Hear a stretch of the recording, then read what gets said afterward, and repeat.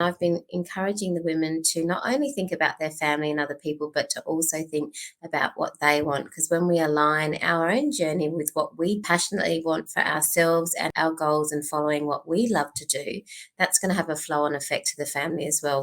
You're listening to the She Renovates podcast. You're listening to She Renovates, the podcast for women who want to renovate to create an income and a life they love.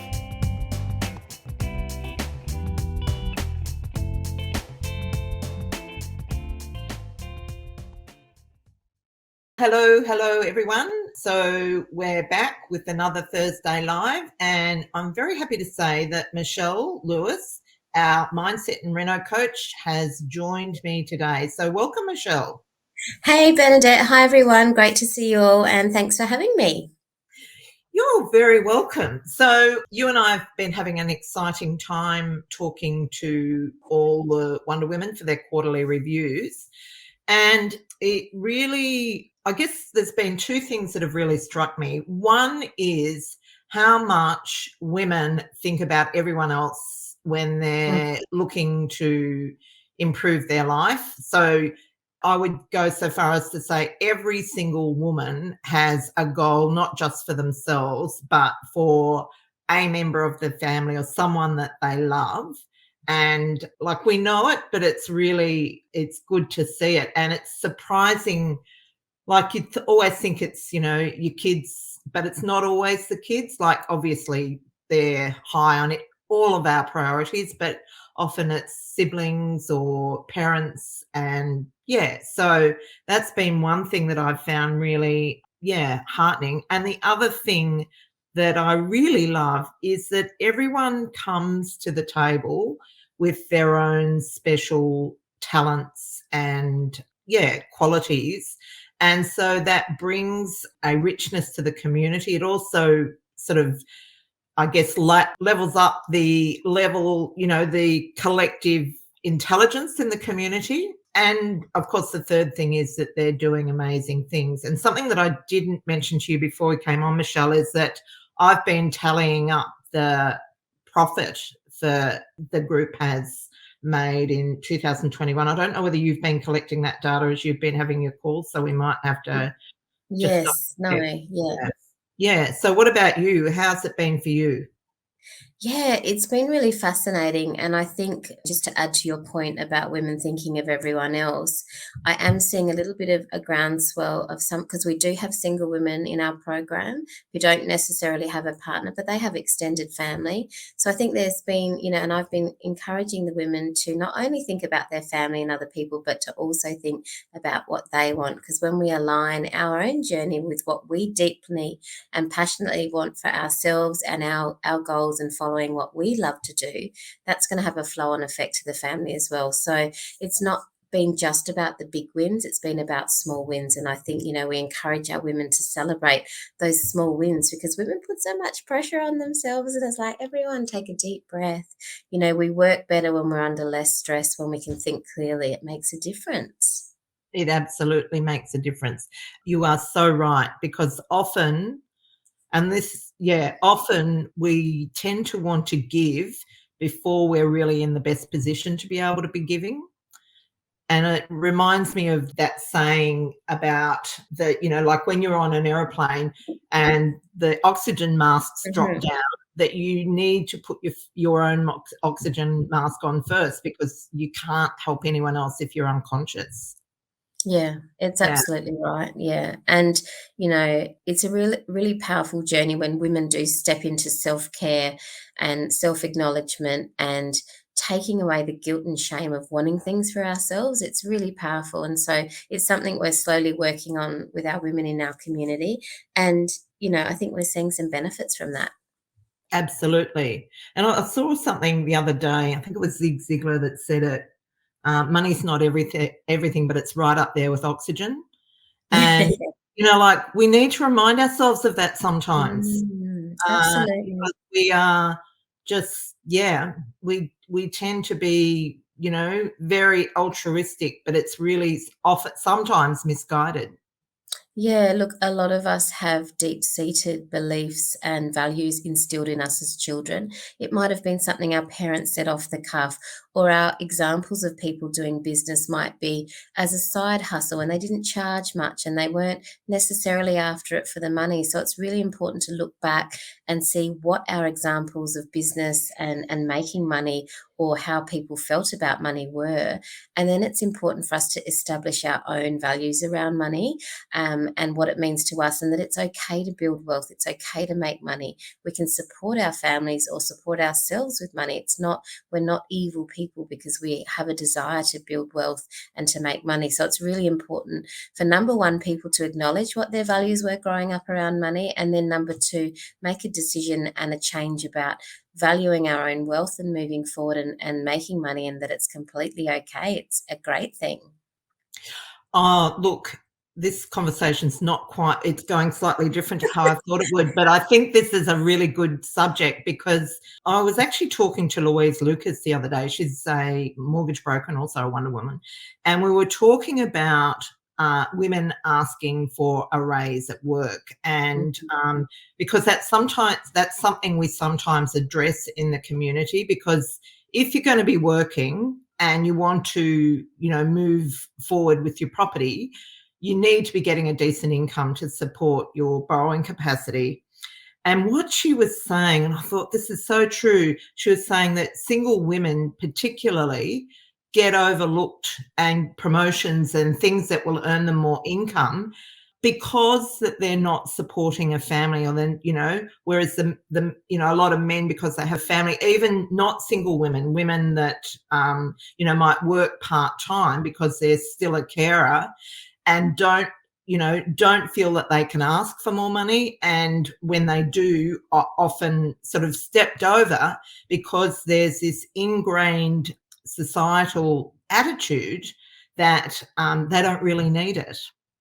Yeah, and I've heard conversations around workplaces that might be predominantly men, and they're asking for a pay rise every week in their weekly meetings. It's very much front of center. It's very much I need this and I need that and the reasons why. And it's a real cultural shift. I'm not saying that we need to do that as women, but we need to stand up and say, hey, yeah, I'm worth it. And this is the value I bring and this is what I can do. So it's very interesting. Yeah, it is. Mm. So let's talk about the next thing. Is I haven't finished my roundup of the profits for 2021, but it's at this stage it's sitting collectively, and we're quite a small group. I think I've probably spoken to less than 20 people, and I've got a tally so far of 2.3 million. Amazing. Congratulations, Wonder Woman, if you're listening in. That's really inspiring. It Really is. amazing. And Yeah, every cent of that matters because, like whether you're someone that made 50,000 or someone that made 500,000, it's the fact that you've actually got out there and decided to do something different and yeah. to get an amazing result. Yeah, so I think it's really inspiring. And yeah, now I'm thinking, and see, lots of projects aren't finished, so they'll go into next year's, but now I'm thinking we're setting the bar pretty high because it's not a very big group. Mm. And yeah, so that's amazing. It's so amazing. And, some groups tally their results based on property purchase price. So if we did that, it'd be way higher. Yeah, but I personally think it should be profit because that's Yeah, really great. where we sort of demonstrate what we've actually achieved, which is Absolutely. pretty Yeah. amazing. So, well, I was going to start with talking about wins when we have quarterly calls with our sapphires and our diamonds we speak to regularly. But one of our sapphires, her win was as simple as refinancing her situation. So she's gone to her broker. She's refinanced her property portfolio and she's ready. She's got pre-approval for her next purchase. She's got an amount. And our conversation was all around, am I looking for something positive cash flow or am I looking for something with capital gain? And, obviously the ideal scenario is somewhere where you can buy a property with both positive cash flow and capital gain, which can be a challenge. But we had a conversation around that. So her win was as simple as, and it's not always simple, refinancing and finding a broker so she's ready for her next purchase. So congratulations to that Wonder Woman on her amazing job.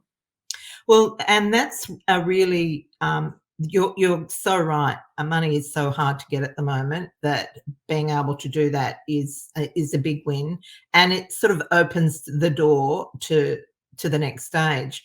I really think the timing's perfect because with the interest rates moving up, and I know that's made a lot of the market nervous, which for us is an opportunity to find some great deals.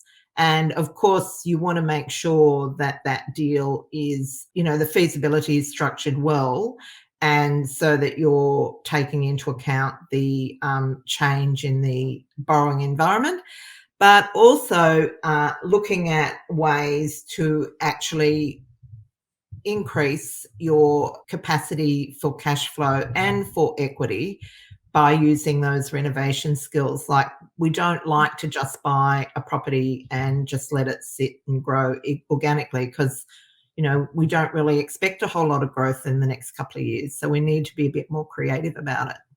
Yeah, absolutely. Coming back to it's sweat equity. So you don't have to do the physical sweating, but you need to do the project management sweating and doing that value add, which is obviously our core strength here at the School of Renovating. Yeah. And also the actual the spreadsheet sweating, making sure that your deal is sound. That's another important aspect of it. Let's go regional New South Wales. So we've got a great historic renovation, a renovation on a historic house going ahead, and these guys navigating some pretty challenging sort of conditions because, that type of property can be a bit of a can of worms. And I'm just really impressed with how they're navigating the challenges, like getting absolutely ridiculous quotes, not being able to get trades, and being able to stick with it until they, one, get a quote that's in budget, and two, can get someone really decent to work with in terms of the trades. They've still got a few months to go on that project, so their profit will go into next year. But yeah, doing really well. But something that they did that I thought was, was quite smart was move out, like just go, I think they're about 40 Ks from home. So went a bit further afield because that they couldn't find the right project in their immediate environment. And so, yeah. Yeah, you definitely have to look further afield sometimes to do the things that the average person wouldn't. So most people want a renovation around the corner, whereas they're prepared to drive that 40 minutes. And we've got other women that will drive a further distance to find that deal and to make it work. So you do need to sometimes step out of your comfort zone. And, with regards to trades, it can be overwhelming if you're struggling to find the ideal trades and the ideal quotes. But the key is to get creative. We have a lot of strategies we teach our women in terms of getting creative, and also to, if you are feeling overwhelmed, to take a step back, take some deep breaths, take a day out, and then come back with a fresh and focused mind. And obviously they can come and talk to us anytime with any challenges they're facing. And it's just so rewarding when women can work through those challenges mentally, physically. It can get tiring. So we have lots of ways of working through that. And then you reap the rewards at the end once you've done the hard yards. Yeah, it's always hardest when you, one, are on your first ever project, and two, you're on your first ever or you're on your first project in a different area, because you don't have that core team of trades. Because if you're working with a trade regularly, you build up that relationship, they give you priority, and it just makes it so much easier. And so yeah, it's definitely it's a challenging time in your journey as a renovator. And I see Cherie, is it Cherie? Sherry Michelle? Yeah, talking about how that's the thing that worries her the most. Yeah. Yeah. And, you're not alone. We have many women that feel the same. And, at one point, trades might be overflowing towards you, and then at another point, it might change. And we have lots of creative strategies around that and systems that we put in place to keep on top of trades and finding new trades and new networks. And, you sometimes never know where those connections will come out of. And that's why I always say that property is a people game. It's connecting with people. It's using your real estate agents or your buyer's agents to potentially find trades. So there's lots of ways of navigating that. And the other thing is really presenting yourself as a professional renovator. So when you present yourself in an organized manner, you know what you want, you've got a clear scope, and you go to trades with that. They love that. They're like, oh, you're really organized. I'm like, they love that. They don't want people saying, oh, I really don't know what I want to do here, and I don't know what I want to do there. Whereas if you've got a clear scope, a clear guideline, they love that. And they're like, right, I know who I'm dealing with here. This person's organized. So it's really about yourself as well, and the way you present and the way you talk to trades. And, we can certainly role play that with any women that are struggling with Yeah. that. I love a Yeah. bit of role play, Bernadette. Yes, I know your style, Michelle. Love it. I've seen you in the disco gear. Yes, I do. Oh, I'm very partial to a dance. Yes. Always got the disco ball on hand. Yeah, another thing, really, really important to pay your trades on time. Yes, absolutely. Yeah, and all our women, I think, do that very well. They know that. Yeah. Yeah, so that's our regional New South Wales example, and congratulations to her on her wins. In fact, we do have a lot of regional New South Wales projects. We have quite a few regional Victoria projects as well. Yeah, Yeah. definitely. So the regions are certainly offering some great opportunities. Yeah, definitely.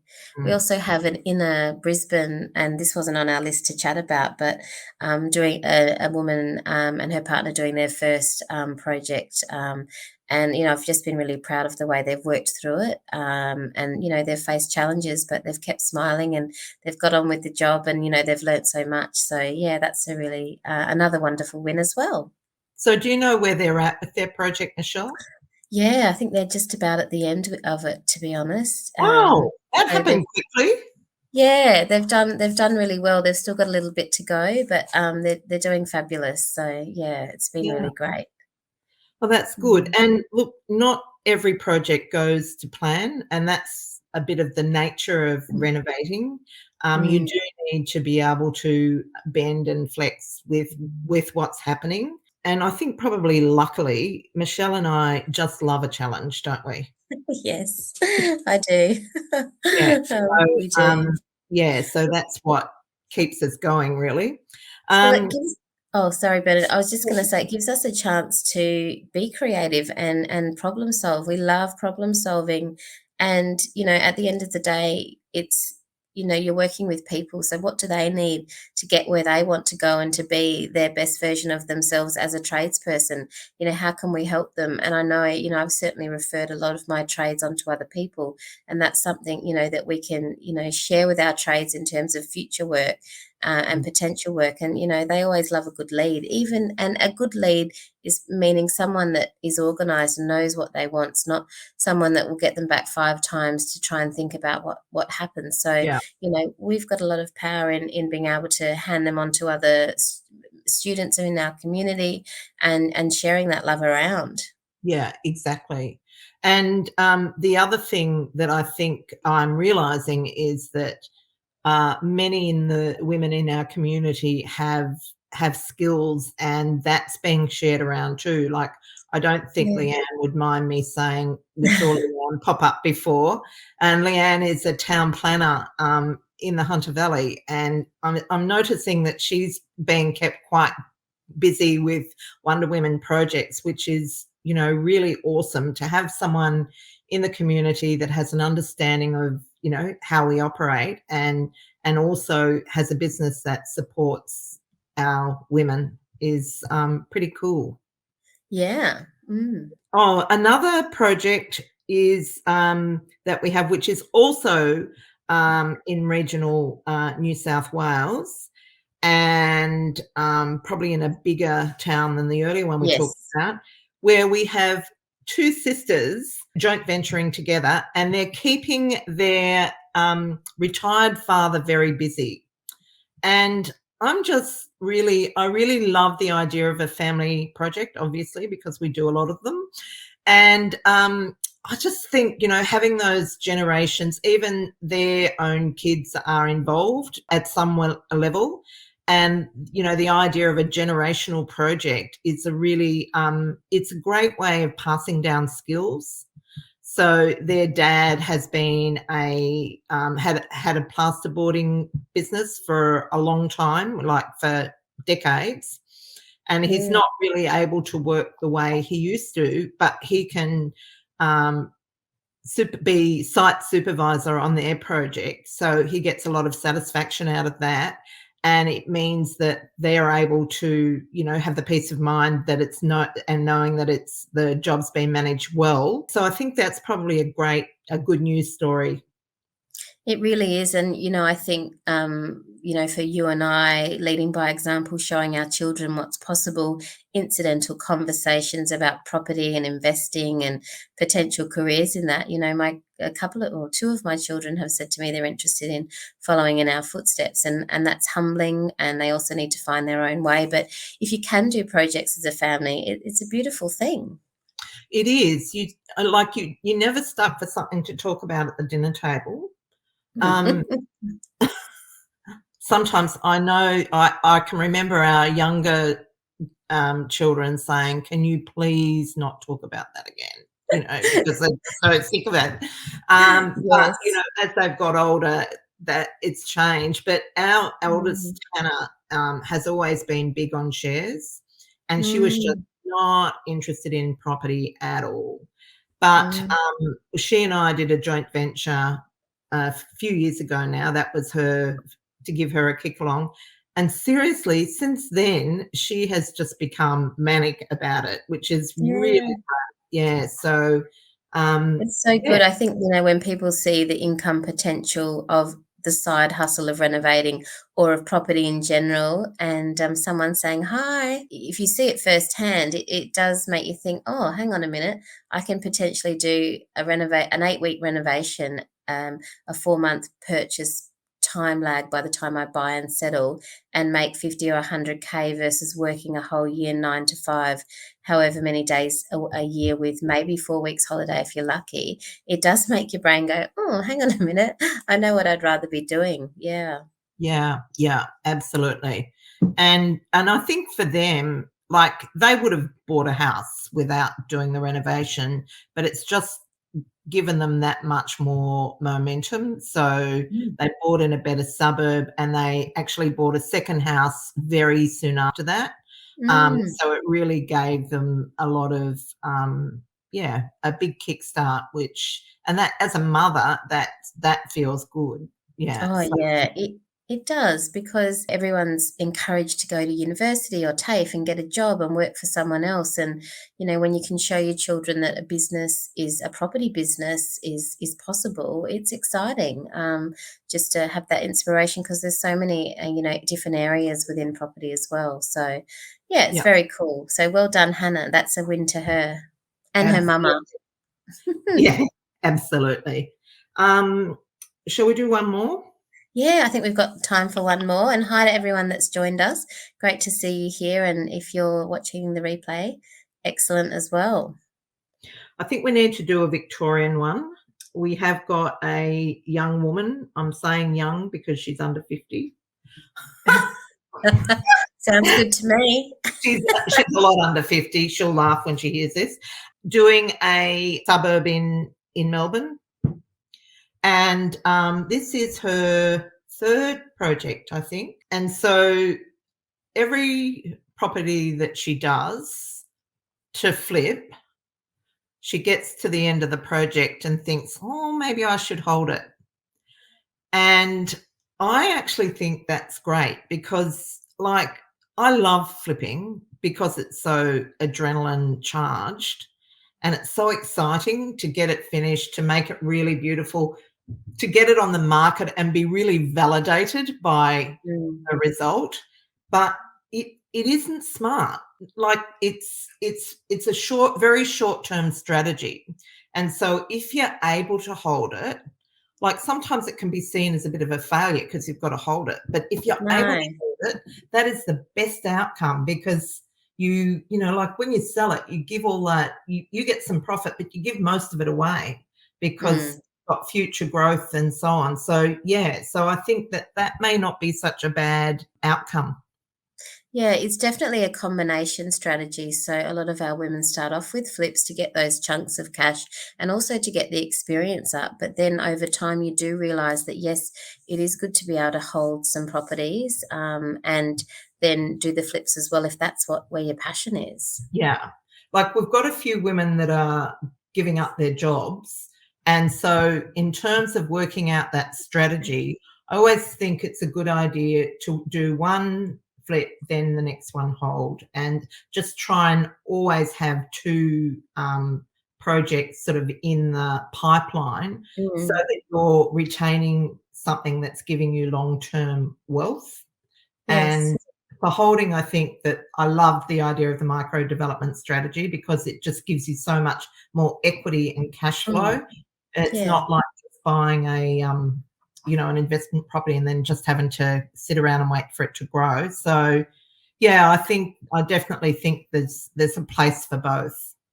Yeah, and for I know we do have some women on lower incomes or are thinking how can I ever hold because of the price of properties in their area, and that's when you really need to look outside of your area. So obviously Melbourne and Sydney are typically higher priced areas. You might be needing to look at regional Queensland or Perth where prices are lower. So you just really need to start to think on a national level, knowing that no matter what your income or your borrowing amount is, that there are different properties that might be part of your long-term hold strategy as well as the renovating. So it's good to really think outside of the square of just where you live, because there's a whole world of properties out there and different strategies that suit those properties, because now we know we can renovate remotely as well. It is also important to know, I'm glad you brought up the topic of Queensland because I'd almost forgotten about this. But anyone that Oh yeah. owns property in Queensland right now, if you own property that might be subject to land tax, you absolutely need to get up to speed with the new land tax changes in Queensland.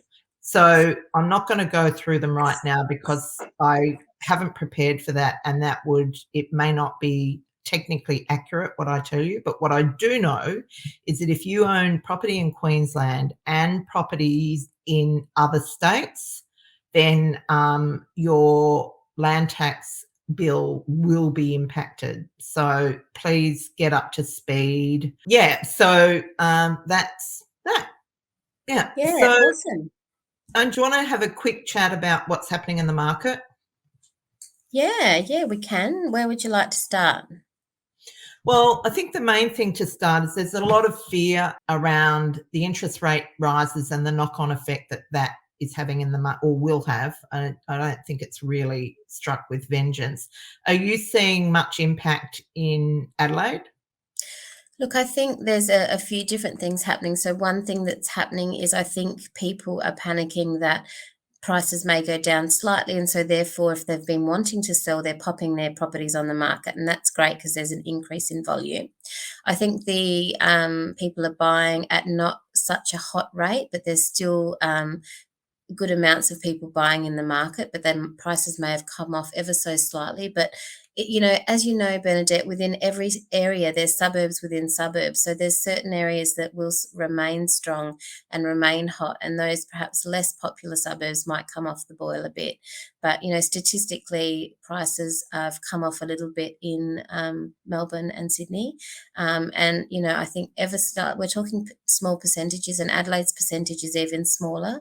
So I think, it's a mix of feelings. So I think some people are like, oh, maybe I'll wait and see if prices go down. And so therefore it's potentially a great time to buy because people are waiting to see what will happen. And so the competition isn't there at the moment, I don't think, but that may change over the next few months. It's always a changing market. Yeah, I always think the wait and see attitude, I guess in favour of it, but often people remember the waiting but not the seeing. Like, I think that you need to keep your eye on the market, because if you wait and don't keep an eye on the market, you will be missing out on the deals that are coming up.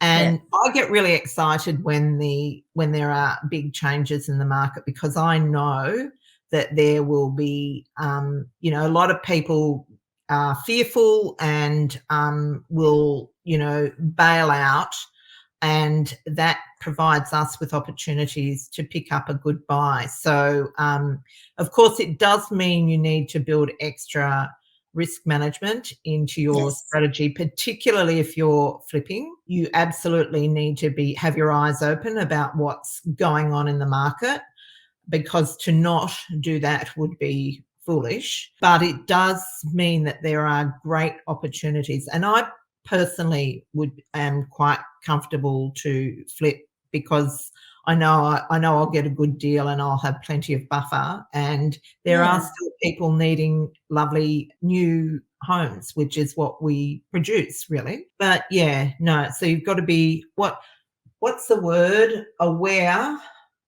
Awake but aware. Is that it?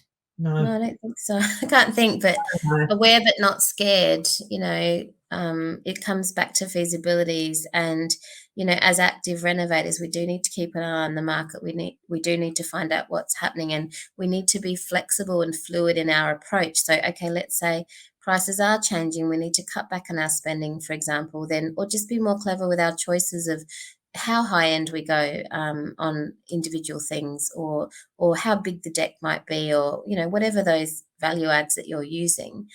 Just have some flexibility in that in case you do need to pivot.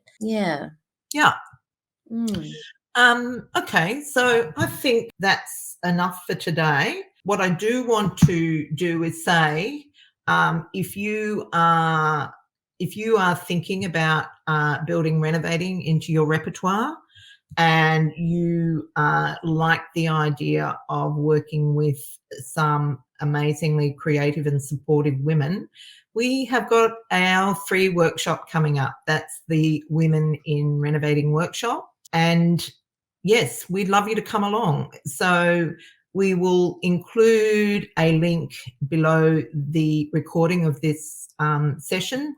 This will be up until Monday, and then it will come down. And it'll be in all our communication over the next couple of weeks, because it's only a couple of weeks off.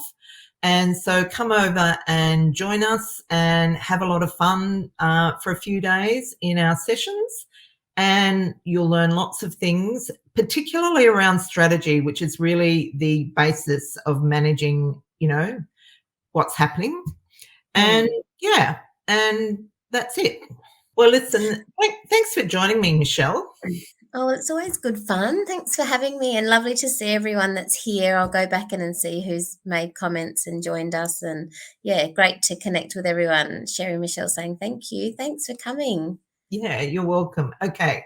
If you want to meet up with a group of savvy renovating, I shouldn't say it's all women, because it's not, savvy renovators, I'll say, come over and join She Renovates. It's completely free Facebook group, and it is growing at the rate of knots. We hit 1,000 members just recently, and now it seems to have picked up momentum. And so they are all savvy renovating women and men that are working their little hearts out to live a better life through renovating. Join if you're not already a member, and then ask, comment, and do whatever you would like to do in order to further your renovation journey. And that's it for me today, so I'll see you next week. This is the She Renovates podcast. To discover how to harness the power of renovating, check out theschoolofrenovating.com.